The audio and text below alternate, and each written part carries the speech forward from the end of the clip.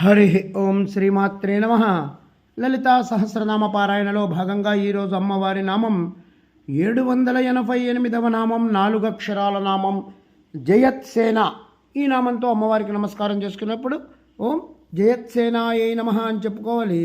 జయించే లక్షణము కలిగిన సేనలు కలిగినటువంటి తల్లి అని చెప్పి దీనికి మనం స్థూలార్థంగా చెప్పుకుంటే మార్తాండ భైరవారాజ్య మంత్రిన్యస్తరాజ్య ధూహు త్రిపురేసి జయత్సేన. ఇంతవరకు లలితాపాఖ్యానంలోని కథ. అక్కడ భండాసుర సంహారానికి బయలుదేరినటువంటి అమ్మ ఆ సేనలన్నిటికీ కలిపి అలాంటి సేనలతో ఉన్న లలితాంబని జయత్సేన అన్నారు. అమ్మవారి లీలా చరిత్ర అంతా కూడా అమ్మవారి పరివార దేవతల వైభవం.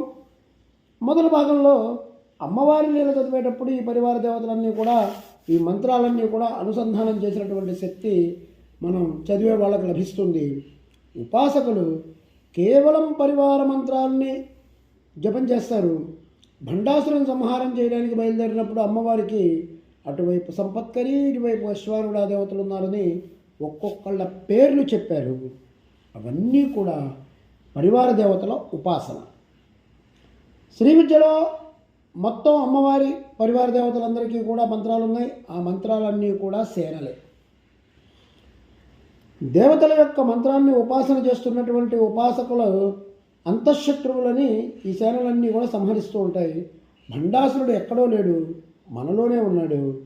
మనలో ఉన్న భండాసురుడి అసురులని కొట్టడమే అమ్మవారి సేనలు శత్రువుల్ని కొట్టడం అంటే అమ్మ నుంచి వచ్చినటువంటి శక్తులే మనలో ఉన్నటువంటి అజ్ఞానాన్ని, ప్రతికూల శక్తుల్ని నాశనం చేస్తున్నాయి.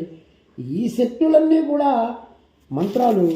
అమ్మ మంత్రాన్ని జపం చేసుకున్న కొద్దీ ఆ మంత్ర చైతన్యమే సేనలుగా ఉత్పన్నం అవుతుంది. ఈ సేనలు ఎప్పుడూ కూడా విఫలం కావు. ఇవి మన ప్రతికూలతలని జయించి తీరతాయి. భక్తుల అనుగ్రహాన్ని అమ్మ అందిస్తూ ఆ భక్తుల్ని బాధ పెట్టేటువంటి రకరకాల దుష్టశక్తులన్నింటినీ కూడా చెండాడేటువంటి శక్తి అమ్మవారి మంత్రాలకు ఉంది. జయించే లక్షణాలు కలిగినటువంటి మంత్రాల యొక్క శక్తి స్వరూపిణి అని చెప్పి దీనికి మనం అర్థంగా చెప్పుకోవాలి. ఓం ఐం హ్రీం శ్రీం జయత్సేనాయే నమః. ఓం శ్రీమాత్రే నమః. ఓం శ్రీమహారాజ్ఞే నమః. శ్రీమత్సింహాసనేశ్వర్యై నమః.